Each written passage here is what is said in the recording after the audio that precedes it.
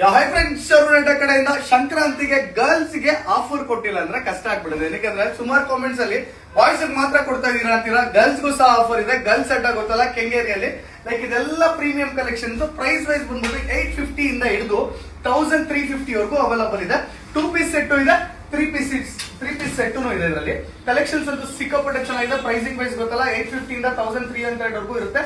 ಇದೆಲ್ಲ ಕಲೆಕ್ಷನ್ಸ್ ನಮ್ಮ ಸ್ಟೋರ್ ಅಲ್ಲಿ ಇವಾಗ ಪ್ರೆಸೆಂಟ್ ಅವೈಲಬಲ್ ಇದೆ.